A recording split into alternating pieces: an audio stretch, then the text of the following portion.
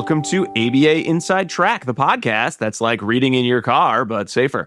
I'm your host, Robert Perry Cruz, and with me, as always, are my fabulous co-hosts.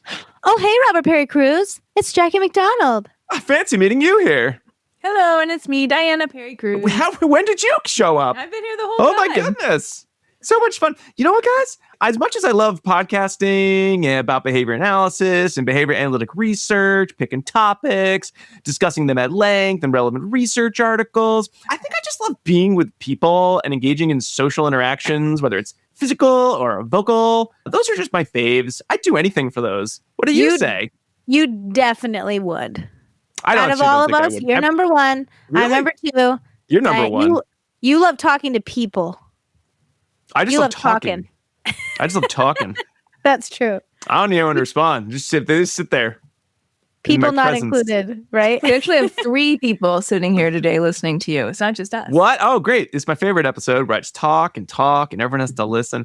If you are one of those people who love our intros and say, what is this topic actually going to be? And sometimes our segues are nonsense and sometimes they're actually on topic. Well, if you picked on topic, you're right. Because we're not just going to talk about talking and social interactions. We're going to talk about when do social interactions actually serve as reinforcers and how would we know? Well, we always know our best chance for reinforcers use preference assessments. So let's talk about social preference assessments. And to do that, we're welcoming back to the show, friend of the podcast, previous guest, Dr. Casey Clay. Casey, thank you so much for coming back to talk to us about social preference assessments. Yeah, thanks for having me back. If I go too long without talking to you guys, I also miss the social interaction. So we need to make sure we keep in touch and keep our social interactions at a frequent pace. Casey he's just been sitting still, like waiting for this for like a couple months now. I think it's just nothing going on but now we're here. So now he's gonna be talking a lot as our special guest. Very exciting. Yeah, absolutely. And I noticed that you guys are celebrating a birthday. Is that true? Is it 10 years? ABA Inside Track? Yep. Congratulations. Thank you very much. What'd you get us? Ooh, good question. I guess I'll have to think about that. Maybe your favorite social interaction next time. We'll do a quick preference assessment and I'll deliver that for your birthday. All right, you better hope that one shows up high on the list or it's going to be rough. So we're going to be talking today all about social preference assessments. We're going to be talking about, what they might entail, how they run. Hopefully we're going to get some good stories of, Casey's research into the area. And then as well as sort of, what does that mean for practice? Diana, what are the articles that we'll be discussing today? Oh, sure. Well, we have a few different articles to inform our discussion today, some of which were written by our guest speaker. And those include assessing preference for and reinforcing efficacy of components of social interaction in individuals with autism spectrum disorder by Clay, Samaha, and Bogoev. And that was in Learning and Motivation 2018. But before that happened, they talked about assessing preference for social interactions by Clay, Samaha, Bloom, Bogoev, and Boyle. And that was in Research in Developmental Disabilities 2013. And then we have a different article written by 2 different people, a comparison of methods for assessing preference for social interactions by Morris and Vollmer, Java, 2020. Oh, boy. Oh, boy, oh, boy. So, Casey, before we get into it, and I didn't write this on the question list, so I hope you're ready for it, because you've been on the show before, but it's been a little while since we talked about virtual reality. And it's in case folks have not heard that episode, so they missed your bona fide, would you mind giving the listeners a little background about yourself? Yeah, definitely. So I am an assistant professor at Utah State University. And I guess before that, I was a clinical director at Children's Hospital of Orange County. Before that, I was a professor at University of Missouri. And I've been in the field of ABA for probably, a little over 20 years now. Got my start in ABA as a young undergraduate student working in a preschool for kids with autism. And after that, I found the science of behavior analysis and the appreciation, the love for it. And I kind of ran down that track and tried to study and learn as much as I could about it. All right. Well, we are glad to have you back. We're talking about a very virtual reality. We were talking about like not actually being with other human beings. And now we're like, it's a 180. We're talking about being with other humans in the presence of other people now. Yeah, absolutely. The research lines kind of wax and wane over the years. And I think, the virtual reality research line and social interactions, they have a lot in common, but also some differences.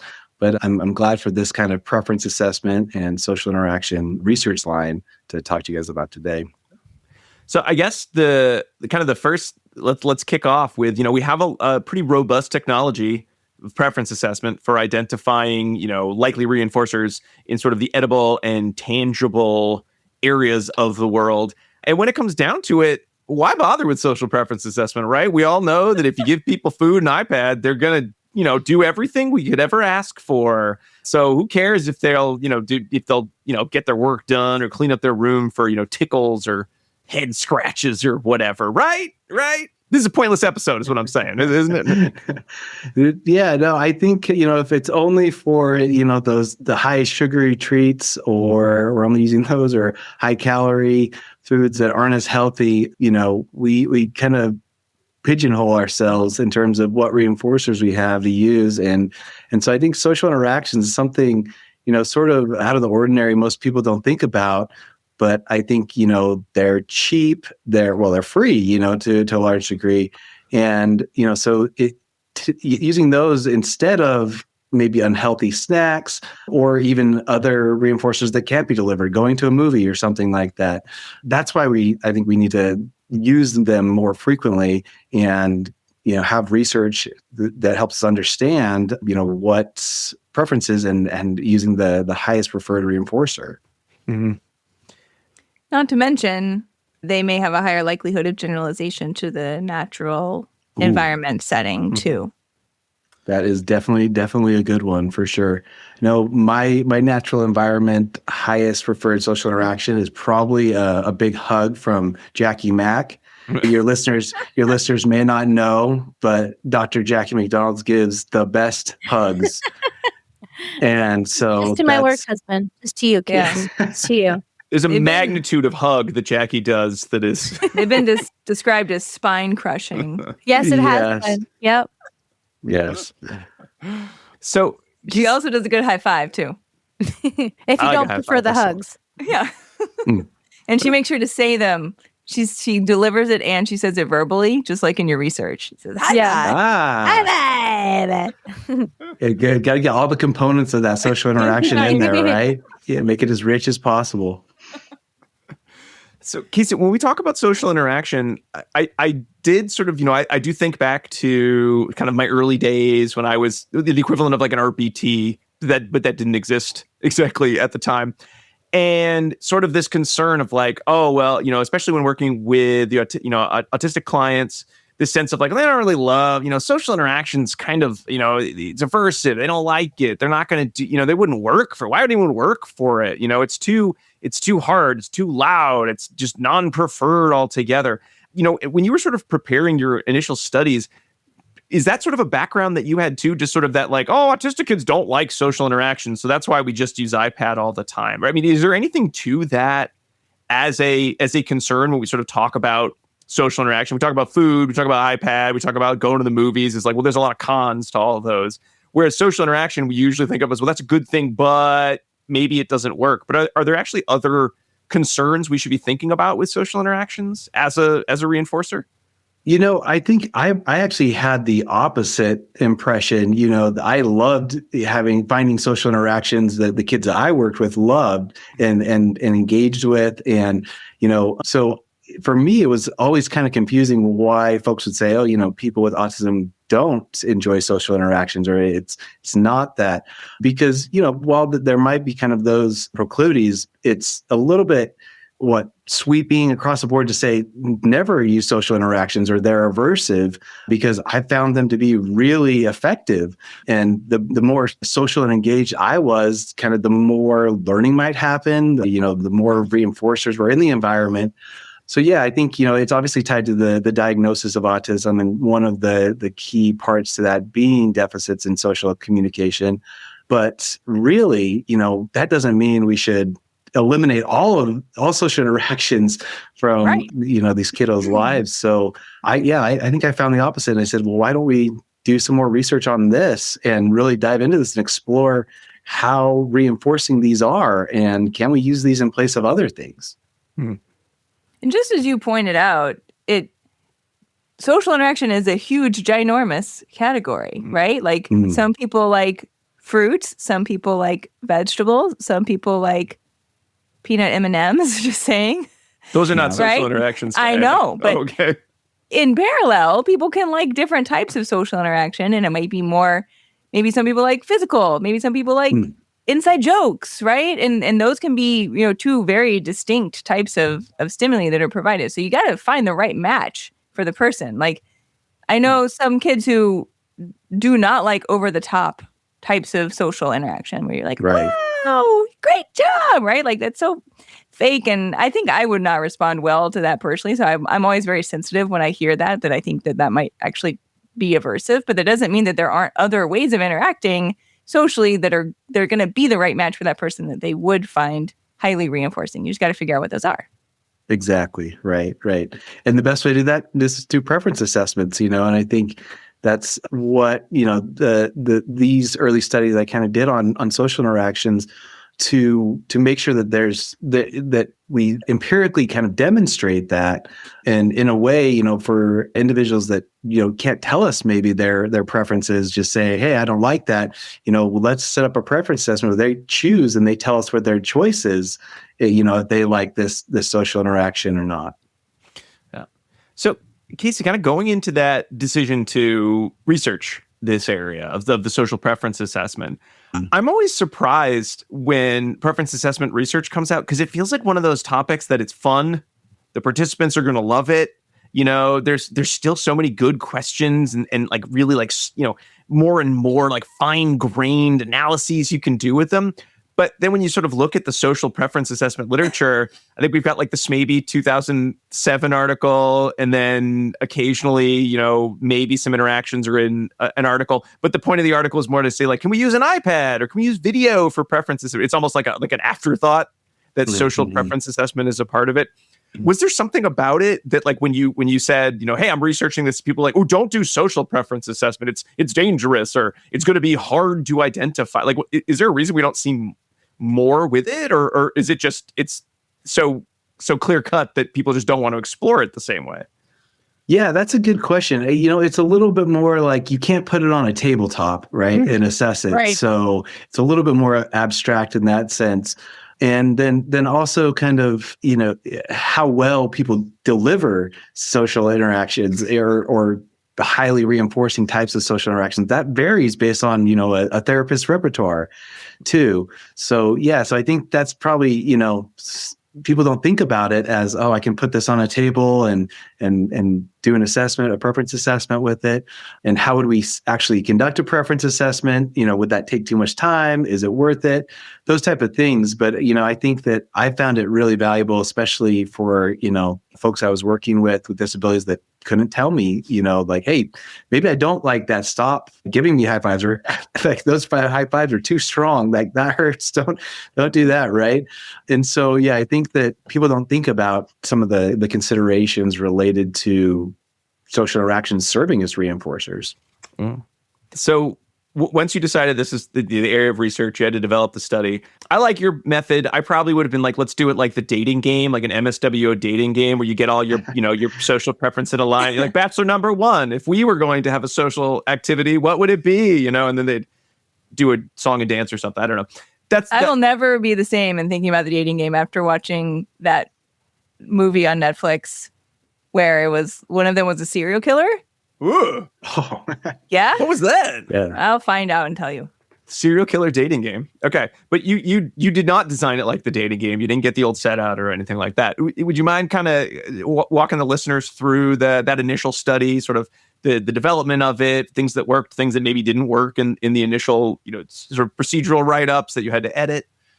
Yeah, definitely. Thinking about just the therapists or the researchers helping me too, we definitely didn't have any serial killers, but even the ones, even like, the therapists that didn't have maybe the best social repertoire. Putting them in a preference assessment might seem kind of awkward, but yeah, I think so. Thinking about, that repertoire of therapists or, researchers that are delivering the social interaction is something to think about. But I specifically wanted an arrangement, a paired stimulus preference assessment. So we, having therapists side by side and kind of seeing which one the client preferred. I think I probably was inspired by like the concurrent operant studies like Piazza did, where they like tape a room off in different quadrants and then measure, how the participants allocated their time to different sections of that room based on what reinforcer was present in that section. And so I thought, we could do the same kind of thing with social interactions. And there are some studies that actually do what I just described, but how do we set this up in like a really clear paired stimulus kind of forced choice arrangement? And so what we did is had two therapists kind of in the corners of a smaller room and then a piece of tape down the middle to kind of separate those two therapists. And then the participant would stand across the room from those therapists right in the middle and the middle of the tape. And then we would say, choose one. And however, whichever, well, I guess first we had to expose the participant to what they would receive when they went to one side or the other, or went to one therapist or the other therapist. So we did that. So they knew kind of what they'd be getting if they did approach the therapist, then kind of brought them back to that starting spot and said, okay, pick one. And, did that over and over again in kind of the paired stimulus format. And it was called Woman of the Hour, and it was starring and directed by Anna Kendrick. Oh, okay. Yeah. There we go. But that movie didn't exist at the time of this research. Fine. So it's letting you know. Yeah, I'm glad. I will note that. So Casey, you sort of had each therapist was sort of paired, at least to start, paired with a type of interaction. They'd be in the different parts of the room. Did you attempt to control for kind of any kind of idiosyncratic feature of social interaction, like Steve, your high fives are too much, man. You got to tone it down. It's not replicable otherwise. Or was it sort of one of those situations of we can control for so many things, but people being people and the type of interaction they have, that's just going to have to be something we just take as is. Yeah, we wanted to control for sort of the idiosyncratic features of the therapist, because everybody knows when you work with kids, they might have their favorite therapist, but why is that? Is it because, they're taller or they're, I don't know, more attractive, even those type of things. So how do we control for the features of the therapist and isolate the social interaction in and of itself? And so, once we assigned therapists different social interactions and then ran the paired stimulus preference assessment, after that, we looked at which therapist was selected the most and which therapist was selected the least, or the highest preferred, the lowest preferred. And then we had them switch the form of social interaction that they were giving. So now the therapist who was delivering the highest preferred now will deliver the lowest, and the therapist who was delivering the lowest now will deliver the highest. And we'll see if the participant tracks that change in terms of their selections to identify that highest form or get access to the highest preferred form of social interaction, as opposed to just following their favorite therapist for some who knows what type features. I thought that was really clever. Yeah. Because it could be something about that person and just interacting with that person independent of what the topography of the social interaction was, right? Yeah, exactly. I think the interesting thing is we saw, for the most part, they actually tracked the social interaction, as opposed to the therapist. And it's kind of interesting. I think these participants, I will say, didn't have a long history with the researchers, right? So you could see how maybe then switching, or a longer history, they might actually stick with one therapist regardless of what social interaction they're delivering. But, it's kind of interesting that, or I guess a feature of the study kind of behind the scenes was, they didn't really have a long history with our research assistants. I would have been super upset if I was like the kid's favorite therapist, and then just all of a sudden he was like, "No, not going to go with you anymore." Just if it was a long history, right? Yeah, yeah, I'd be like, yeah, come on, right. guy. Yeah, right. Yeah, Rob does better hugs now, so I'm just gonna hang out with Rob now. Like that's it. No more hugs from Jackie. Just My sad use feelings. Rob. My feelings are so hurt. Right.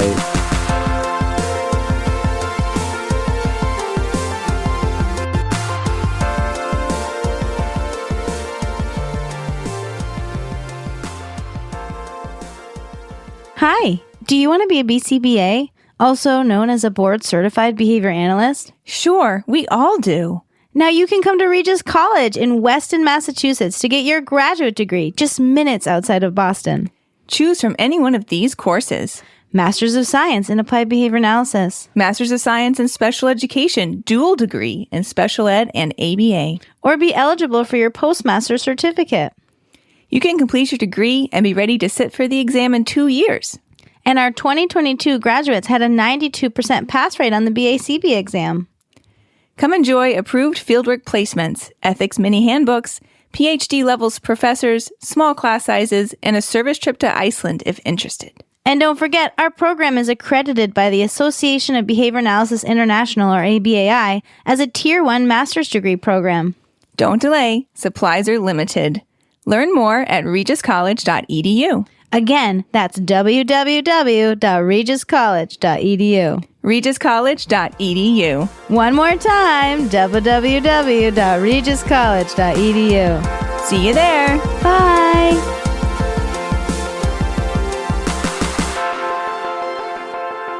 Hey, everybody. Sorry to interrupt our discussion with Dr. Clay, but I want to remind all of our listeners that ABA Inside Track is ACE and QABA approved. And by listening, you're able to earn 1 learning credit. All you need to do is finish listening, then go to our website, abainsidetrack.com, or click the link in your podcast player to go directly there, where you'll need to enter in some information about you, as well as some information about this episode. And the information that you need to be paying attention to right now are the secret code words. These are special guest code words from Dr. Clay.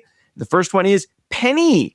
Penny. Penny. You might be thinking that Dr. Clay is bemoaning the loss of the penny printed by the U.S. Treasury, but no, this is actually the name of his family's new dog. But either way, you just need to write penny. All right, let's get back to our episode on social preference assessments. You bring up a good point there. I would assume if you were using a similar methodology to do social preference assessment in, a child's like natural setting, whether it's parents or siblings or, various, behavior technicians that they work with, their teachers that they work with at their school, you sort of would just have to take that as it is of, well, if they follow, I guess they wouldn't fail the tracking test exactly, but if they just follow the person, then, I guess, would that be strong enough that you would say, well, I guess they just love the interaction type of that person. They just like interacting with that human being rather than the type of interaction. I mean, I guess. That's a good question. And, I think we'd have to kind of set up that arrangement, and systematically analyze, pair that person with another person. I think one thing that we also try and kind of tend to do is the therapist or the teacher that delivers that highest form of social interaction, it seems like they're really reinforcing, other people might copy that. Right. And then we'll see, like, if another teacher, another therapist kind of copies that, are they going to get the same response from students or clients? So, yeah, it's kind of it's definitely an empirical question, but I think it's something we tend to just replicate because we see that some social interactions are more reinforcing, and let's try and do those, like the successful teacher. Mm-hmm. See, now that feels like a good line of research, because personally, there's a way I deliver my attention. There's a way I deliver my social interactions that I assume, if we did research on it, would be like the best way to do it. And I'll sometimes try to demonstrate that or model that to other folks. And it is like pulling teeth to be like, no, listen to me. Listen to how my voice goes up and down. Look at my eyebrows moving. And it's sort of like you can get like almost this like light topographically matched social interaction, like, oh, high five looks like this, but the voice isn't there. The face is, I kind of want to see, has anyone been successful in transferring all those other aspects of facial expression, prosody, right? Tone of voice, pitch. that feels like a very subtle personal, piece. I don't know, maybe we're getting into behavioral artistry terminology, but you'd like to think you could train them to be like, no, this is how you do a hug. This is how you do a high five. I don't know. Yeah, no, that is a good question. And the kind of similar like line of research is how, so basically something that's not a condition reinforcer, how do we then condition that as a reinforcer if we're talking about social interactions? And, that therapist or that teacher you're trying to teach to do something better, you're essentially trying to make them a conditioned reinforcer using what we think are, preferred social interactions. And so how do we make social interactions stronger conditioned reinforcers, or, the people delivering them for that matter? Yeah. I don't know. Maybe an extension. You do your tracking test and you find when that falls apart, like, nope, it was just, therapist one, that's the highest preferred person. The interaction is irrelevant. Then maybe you could do that extension. It's kind of a fun idea. And it's because they smell like chocolate and they've got M&Ms in their pocket. Yeah. Right. Yeah. Or that's the therapist that's giving the extra M&Ms ahead of the session, right? They ruined my research. So again, that's a question for the future. But at least in this study, it was the interaction was the kind of the controlling piece. The participants responded based on the type of interaction. It's very interesting. Mm-hmm. Didn't have a lot of history, and then it played out in the reinforcer assessment. With I do love when people write out what their kind of preference assessment or reinforcer assessment cue is. I think yours was, when you do this, you get this. Yeah, right. How do you kind of do that first pre-exposure or exposure to the stimuli, that sampling, right? And I think that's really important. Those rules, kind of, and what you're saying and what you're providing, to not give too much information. So yeah, when you do this, you get this, right? When you do, I think, what did we have? We have moving a block, I think, from bowl to bowl, right? And so, when you do this and move the block, you get this high five or thumbs up, or noodle arms. And then they get to engage with that social interaction. But yeah, we just did a really simple reversal where, in one condition we deliver the social interaction, and in the other condition the extinction was in place, and we kind of saw some patterns track with showing that it was reinforcing for their highest preferred form of social interaction. Yeah. We always called it silly arms, so I don't know if we're going to see, the validity really extend outside of noodle arms. We'd have to do a replication probably.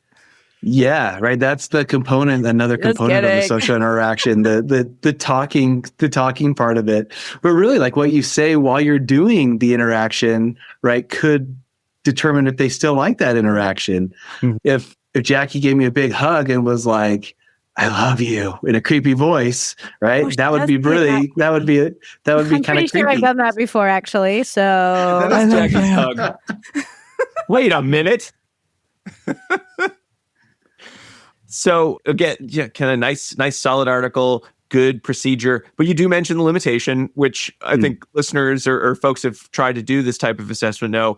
It took a while. Like, I don't remember if you say the exact time, but do you kind of generally remember, like, was it one of those things that it took like an interminable amount of time because you're doing the forced choice? You need multiple people. So you need at least 2 people, or you need 3 people because you need the primary therapist to set up. And then the 2 people, sort of like a haunted house, are already standing in the corners, like waiting for the participant to come. If you have multiple interaction types, you need multiple therapists for each interaction type. It's pretty resource intensive. Yeah, that definitely was a limitation. And there were a lot of bodies in the room moving around, in terms of not only, were they in different corners, but we had them switch side to side to account for, any potential side bias the participant might have. So, they're moving around, the participants moving. We did set it up where each therapist was assigned their own form of social interaction. So then you need one therapist for each form of social interaction you're assessing, if you set it up like that. So yeah, that definitely was a limitation. But yeah, I think that, there's been subsequent studies that I think have some methods that kind of solve for that. Simplified things. Mm-hmm. Yeah. And you certainly did the follow-up that we'll talk now. Now's like a good time to talk about it. And I always have a question when folks have like a line of research. I always curious, what is the narrative that developed the research? Because sometimes you get the two articles that come out within a year of each other, and then it seems like there's like a timeline, of like, well, first this article, and then I thought of this question, and then I did this research. But then sometimes you find out like, no, I did both at the same time, and just this one got published first, even though it was the one I did second. And you kind of find those things. So was your second study something that you were directly saying, you know what, let's answer some of these remaining questions, and then you did a second study? Or was it one of those, I did a bunch of studies and one just happened to get published before the other, but they all came out at the same idea or the same brainstorming session? Yeah, that's a good question. These studies, I think, were published 3 or 4 years apart. But yeah, I did them both in my doctoral program. So they were done, within probably the span of a year of each other, if that.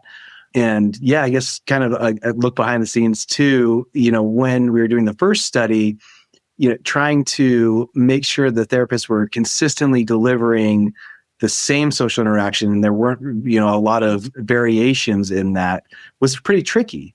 And that kind of, I think, got me thinking, if they do this a little bit different, is this going to change the value of the social interaction? Or what about, if they do this social interaction, without as much physical contact to some degree, or, when they're not saying noodle arms, or they're just quiet, but they're doing the same, they're wiggling the kid's arms, but they're not saying anything.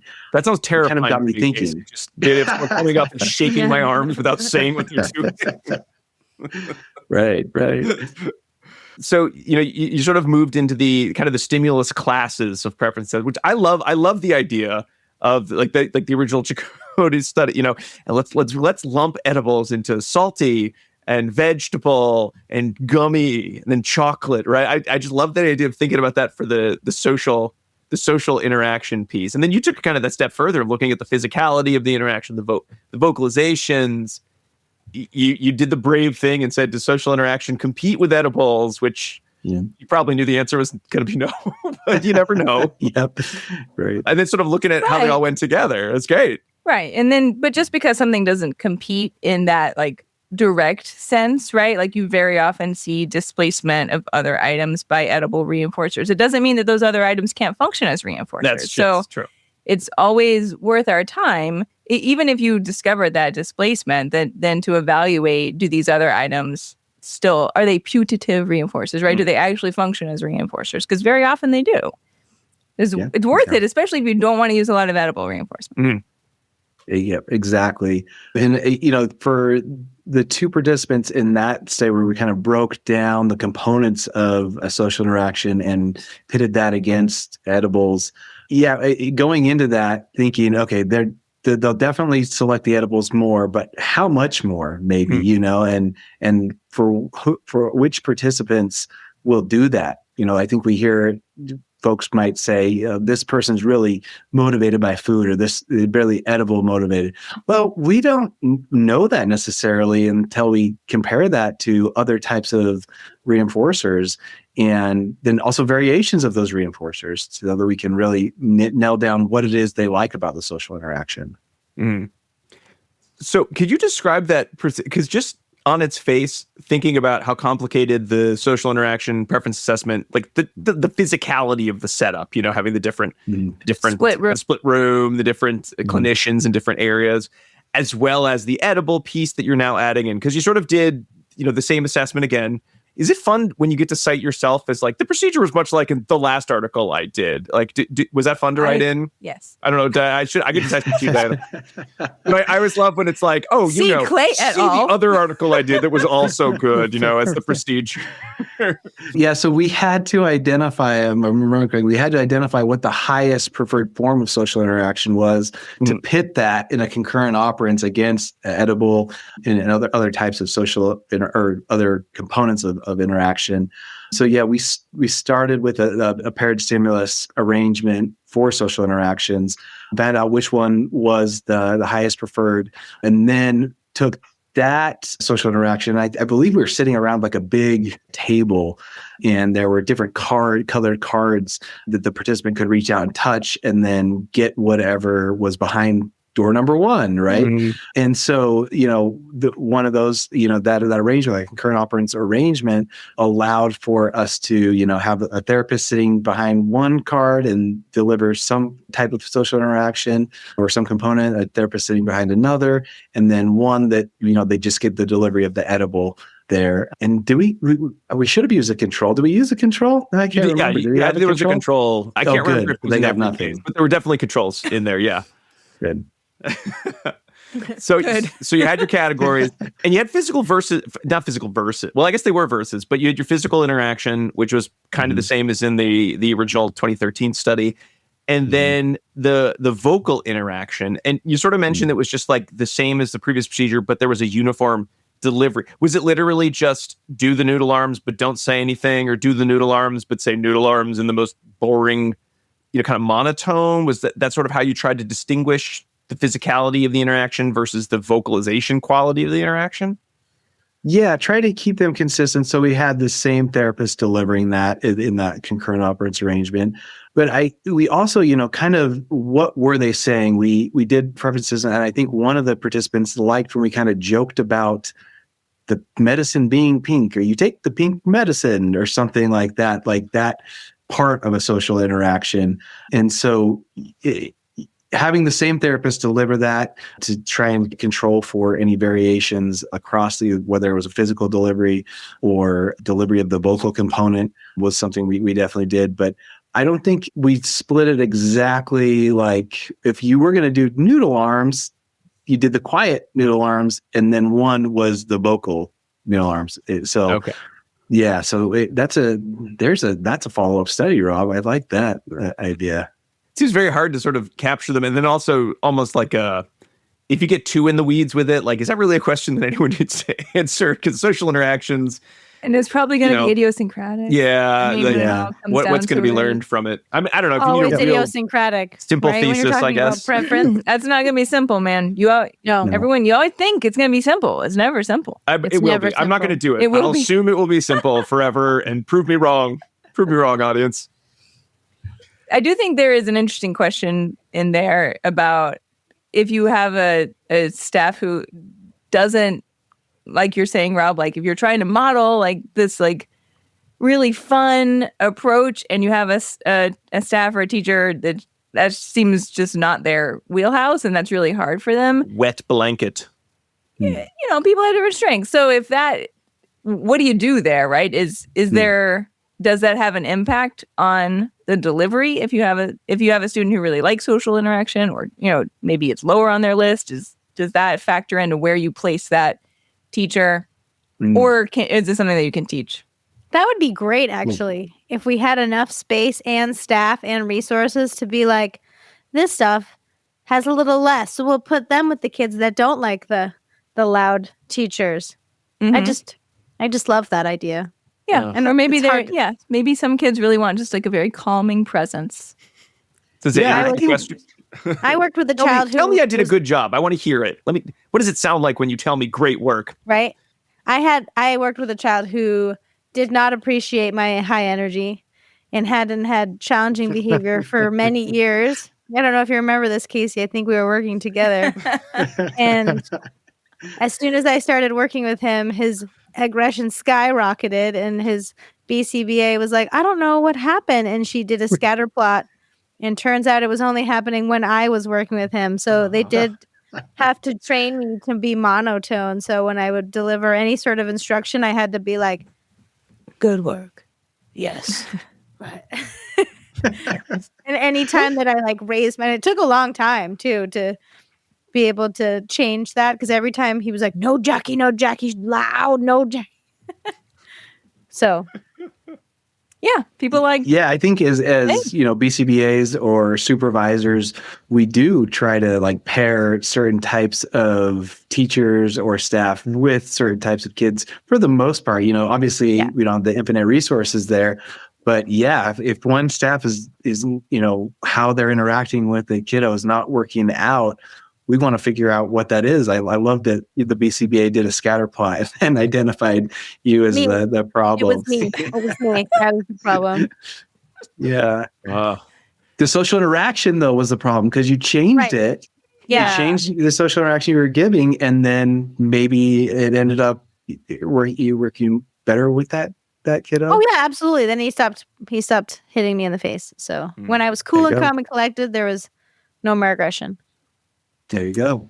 Did you just try telling him like, dude, you're missing out on a great interaction with me? I'm just telling you, right? But also like some people like come in and they're like, I really like working with little kids, or middle school, high school is much more my speed, right? Mm-hmm. And that really may have to do with like what their preference is for on the teacher side for their social interaction, which is another interesting idea. Oh, like I don't want to do imaginary play. Like I'll do like toy play, but like when kids are like, let's pretend I'm like, nope, no, thank you, not interested. Right? Like, oh, the baby's so tired. He's going to lay down now.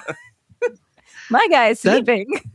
That's interesting, Rob. I wouldn't have guessed that. I would have thought you want that imaginary play like a D&D campaign, right? Like it's all... That's a little different. I think it's more, if I have to pretend to be something, I don't like that. So like if I'm like using my voice and like hand motions, I'll do it. Like that's a lot of fun. And I'll do it with like physical objects. But if it's like, we're all horses now, it's like, no, I don't want to. No, thank you. I'm not galloping after you. Have fun.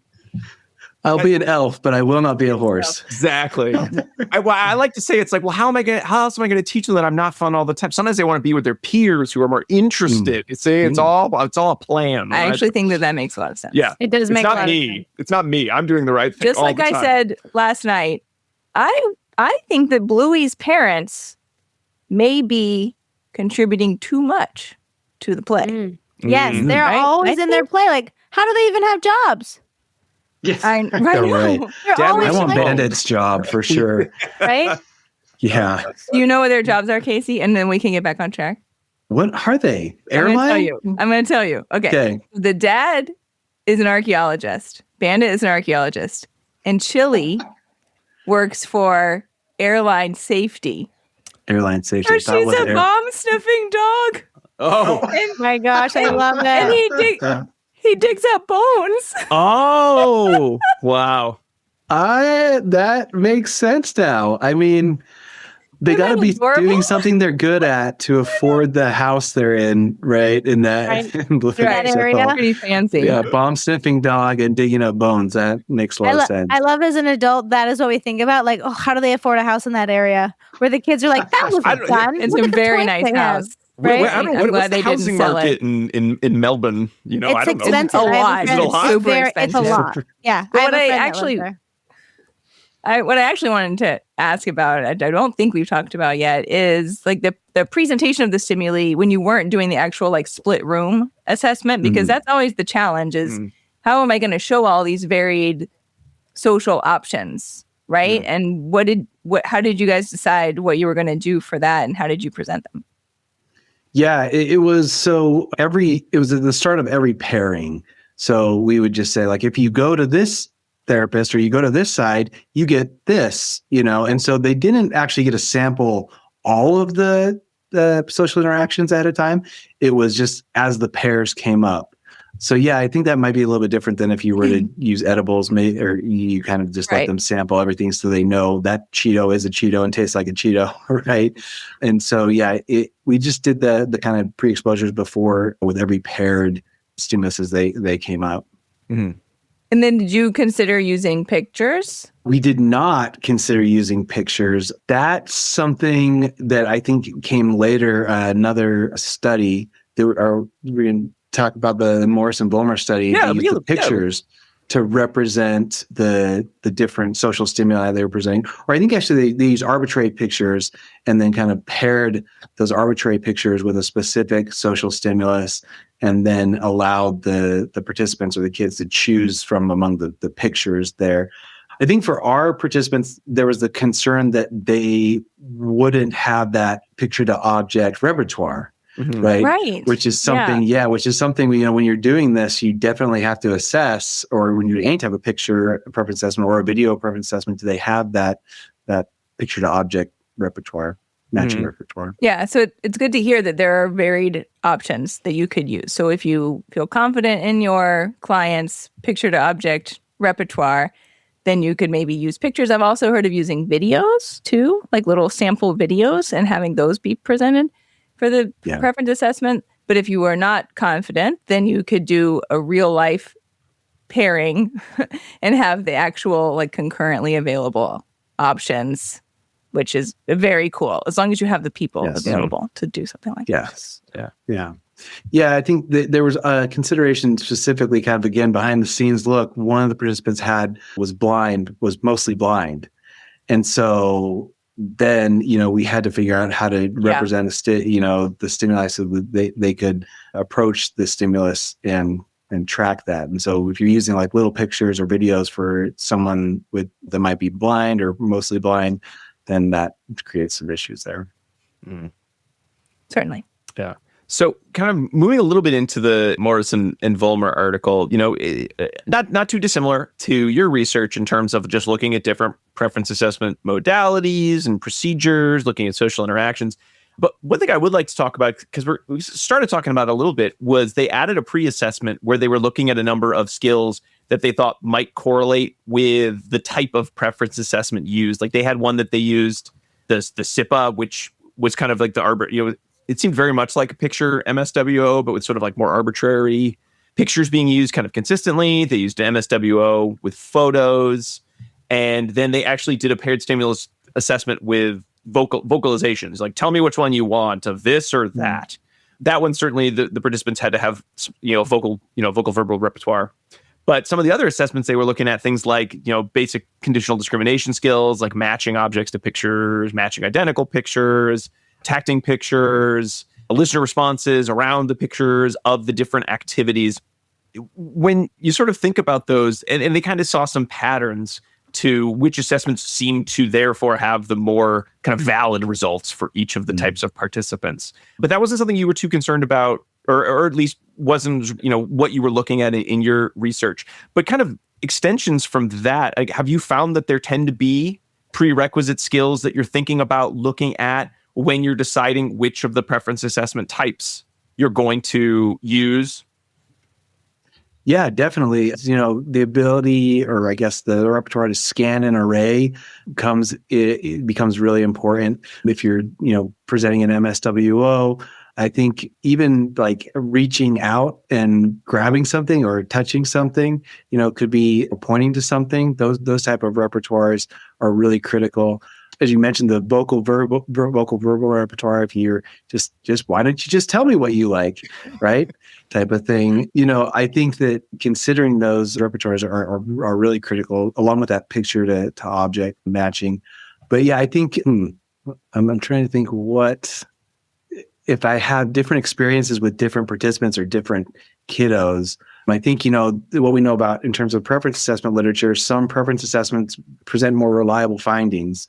And I think, for example, the paired stimulus preference assessment. And so, that was something that when I was thinking about comparing different types of social interactions to be sure to use that arrangement. I did like in the Morris and Vollmer study, when the participants had kind of a vocal verbal repertoire, they seemed to get pretty good results from their vocal paired stimulus, which is sort of one of those like, great, isn't it nice to just be like, hey, what do you want? Sounds good to me. I got it. Let's do this first. But to be honest, like I always point that out to my students as well, and saying like, we're way down the road of preference assessment when we initially start teaching people about preference assessments, in that we are starting with like sometimes a single stimulus or paired stimulus with a physically present tangible item. And we're down that road because the preference assessment literature evolved from attempting to determine the preferences for folks with, multiple handicaps or multiple disabilities. And then we've sort of, extended it out into larger populations. But if you have someone who can reliably tell you what it is that they prefer, very often those results are valid when they have tested that against, one of these types of assessments. So we sometimes, I think like, oh, we need to do a preference assessment. And that means we have to lay out 2 items and do 56 trials and say, pick one. And that may be true for some folks, but it is a more restrictive, more time-consuming option than just being able to just ask somebody, hey, which one would you like? And the whole point here is that we figure out what someone likes, which then, often will then function as a reinforcer, but it's not a guarantee there, right, either. Mm-hmm. And it's almost like a backwards evolution, right? So we teach it restrictive and then say, oh, but maybe you could do it less restrictive versus vice versa. Mm-hmm. So it might be worth just asking someone, seeing if it pans out. You can save yourself some time.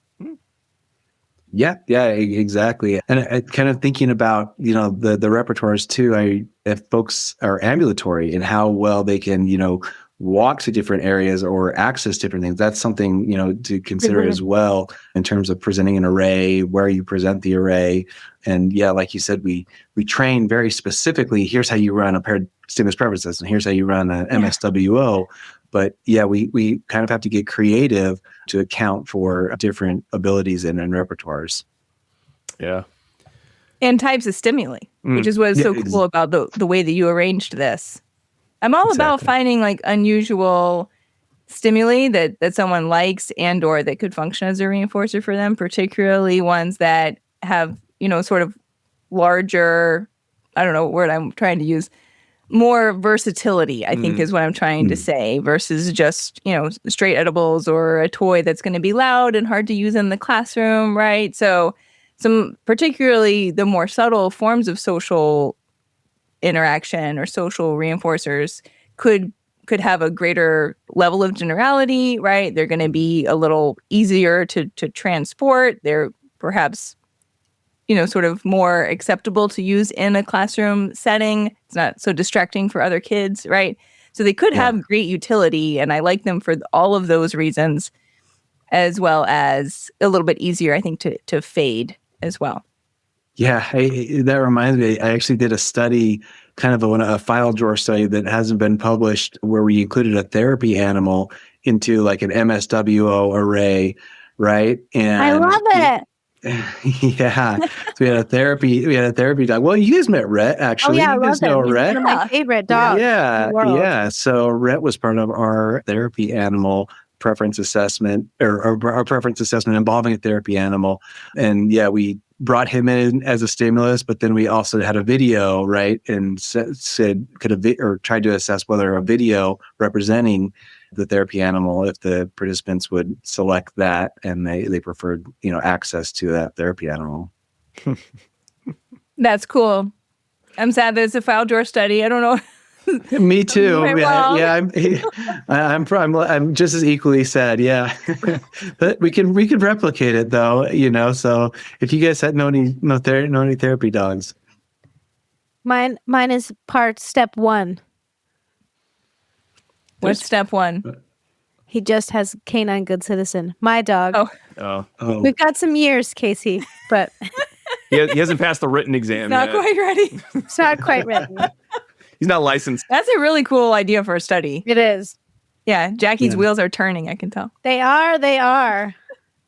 But which therapy? A therapy horse, therapy dog, therapy Well, cat? we actually do have access at Regis to a therapy horse. So just saying. Our town has a therapy dog. I think the police station has a therapy dog. His name is Blue. Yeah, Blue. he's a fuzzy dog, I think. The best thing I love is that my dog is related to all the other police therapy dogs, and he's way worse when they all get together because they're like been bred for their whole lives to be a therapy dog, and mine is a very serious family dog. We call him that. And like they'll like meet each other, and he'll be like, and their dog will be like, right? No one can see what you're doing, Jackie. Oh yeah, the other dog is very, very calm, and my dog is very, very excited. Oh. Does not prefer that social interaction. See, even animals have different preferences of social interaction. Yeah. Yeah. Jake, I thought you were going to say that like when they get together, it's like, when you hook back up with your college roommates and you're like, let's go wild again. Because it's like we're back in, our 20s. Like they just get together and they just start misbehaving just like they did in Good Citizen School. No, that's not what happened. No. Okay. Well, I think, now that we've sort of gone over kind of what we know about social preference assessments and the research there, I'd love to move into dissemination station and kind of sum up what we've learned and therefore what people could take to their kind of practice of using preference assessment. All right. So We've made it. I guess, Casey, if you were to kind of say, all right, based on what you know from the research, based on other research, based on your practice, if you had to give it doesn't have to be an elevator pitch, but like the flow chart of, so you think you want to do a really good preference assessment that takes social interactions into account. What would you say are kind of the key components that practitioners should be keeping in mind? Yeah, that's a great question. I think trying to control for different variations of social interaction, right? Because somebody can deliver a social interaction one way, and that's that therapist, and that's the way they do that. And to making sure that you're controlling for different variations across, how your teachers or whoever's working with the kiddo is delivering that social interaction. And I think touching on something Diana said earlier too, just try to maybe start simple and ask, would you like this or do you like this? And then you can kind of get more and more complex, I think, in terms of empirically demonstrating that this kiddo does like the noodle arms and does not like the hug or does not like the thumbs up or the high five. So I think that that's definitely something to take into account. And then also just, trying to move towards healthier reinforcers is something. So if you do have a kiddo that it just seems like they're really getting a lot of candy or a lot of high calorie snacks, let's explore social interaction preference assessment and let's see, what they do like and what they might either work for or prefer to include more of those preferred reinforcers in their environment. And then kind of from the research perspective, and we sort of did this throughout the episode, but maybe we should take a minute. I'd kind of love to think, what are the social interaction preference assessment questions we still have? I know we brought up would therapy dogs and animals rate in the social interaction preference assessment. We did that one. What are some of the other questions that are still like, someone's got to do that replication and extension? I think that. Oh, you go ahead. No, go ahead. Okay. I was going to say, I think that, there's like a lot of these types of social interactions that we see in maybe like the EIBI preschool culture, right, that are appropriate for young kids, but extending it past that group to ensure that the social interactions that we're providing seem, dignified and age appropriate for the group that we are working with, and also incorporating others' perspectives on what that looks like. Maybe there are some types of, autistic interactions that we didn't think of that could be really highly socially motivating that should be included, that might be a little more outside the box, and thinking about how we would want to get those incorporated. That's my thought. Yeah, no, I think that's spot on. And yeah, different, what's going to be reinforcing for high school kids or what's going to be reinforcing for, folks in different types of classrooms. I do think, we're still kind of stuck with the question of conditioning social interactions so that we can use more social interactions as reinforcers, and what's the best way to condition that. I think one thing that I found out through doing preference assessments is the preference assessment in and of itself sort of pairs the social interaction with, the therapist. And so it seemed like the social interactions became more reinforcing over time, or different therapists became more reinforcing just by virtue of the pairing and the delivery and the exposure to that. But I think, we definitely need more research on how we can condition social interactions to be reinforcers and healthy reinforcers. Cool. Yeah. And Casey, my actual last question. In your 2018 study, one of the physical interactions was under the bridge. What the hell was that interaction? Like, you went to a bridge? What was it? You know what it is. Here. You put your arms up and people go under the bridge. No, it's not that. It's in the table. I missed the table. Therapist would arch legs, the person would crawl under. Oh, I had forgotten about that. That is true. I'm remembering now. Yeah. So yeah, yeah. So I guess it was a small kiddo, right? And he Right. liked to crawl around. He was primarily crawling around on the floor, right?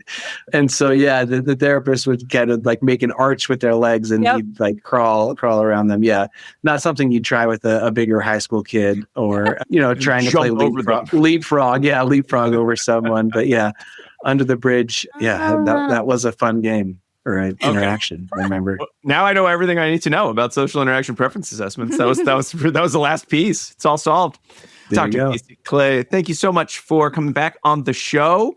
I'm kind of curious. Could you do the social interaction preference assessment in VR? Would it lose something if your AI bot was doing the interactions like noodle arms, bleep bloop blop, and it was visual that with no tactile?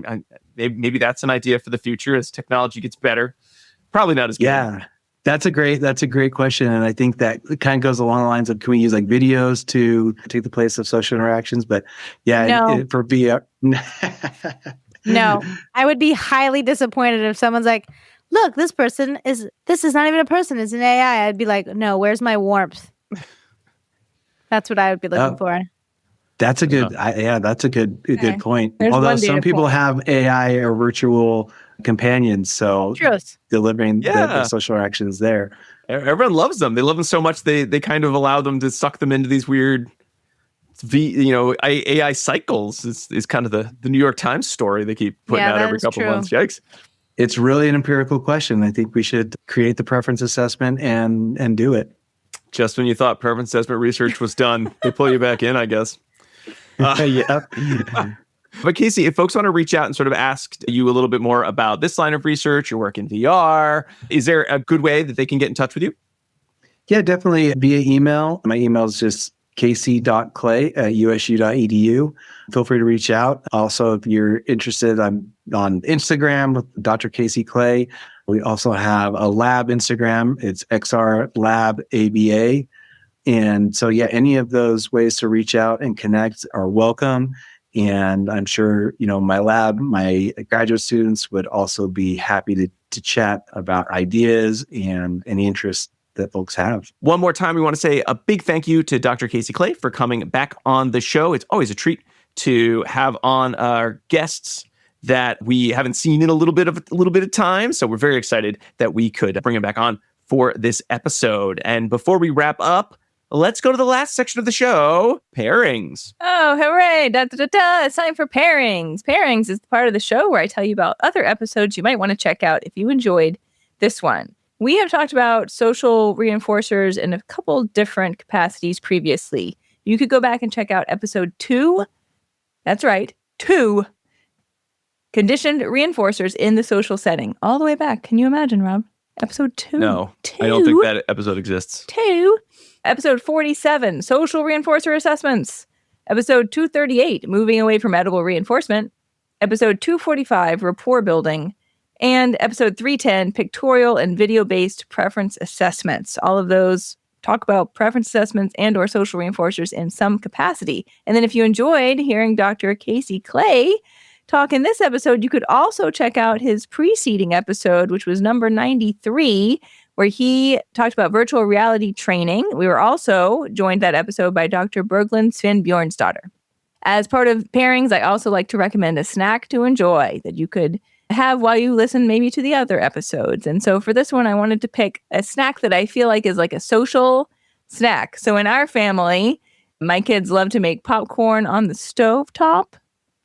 And it's like a fun thing that we do together because you have to stand there and shake the pan and you watch it pop, right? And it's kind of fun. There's like a lot of joint attention involved in that.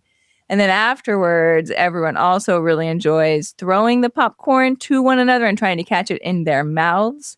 So I feel like that is really more of a social interaction activity than a snack activity, right? Because it, again, is you got to have one another in order to be able to do that. So that's why you could enjoy your popcorn as your social reinforcer, potentially. So floor popcorn is pretty much what you're saying. Yep. Then you pick it up from the floor when you missed it, pop it right in. And that was pairings. Please enjoy. All right. Thanks, Diana. Thank you all so much for listening. If you haven't, please remember to subscribe to the show. You can certainly rate us wherever you find us on any of your podcast applications of note. We also want to remind you about your second secret code word, which is SKI, SKI. I. What is there to do in Utah but ski? There's other stuff too, but that's the one that Dr. Clay was Or is thinking it of. a brewski? It could be a brewski, but you just need to write SKI, ski. Okay. And as always, if you're interested in even more ABA Inside Track, you can join us on our Patreon page, patreon.com/ABA Inside Track, where you can subscribe at any level to get the episodes a week ahead of time, to get access to our polls. But at the $5 level, you'll gain access to our quarterly listener choice episodes, which we have another one coming out pretty soon. We haven't even identified what the articles are. We'll have to do that. That'll be coming up soon. So get ahead of the game.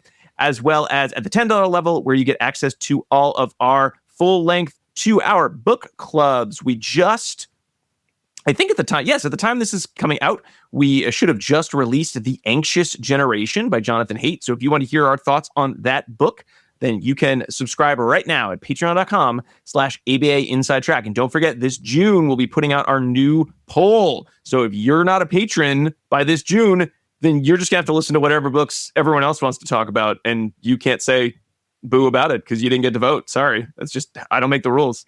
Well, I made that rule, I guess. But, hey, that's how it goes. Patreon.com/ABA Inside Track. Some final thanks. In addition to Dr. Casey Clay, we want to thank Dr. Jim Carr for recording our intro and outro music, Kyle Sturry for our interstitial music, and Dan Thabit of the Podcast Doctors for his amazing editing work. We'll be back next week with another fun-filled episode. But until then, keep responding. Bye. Bye.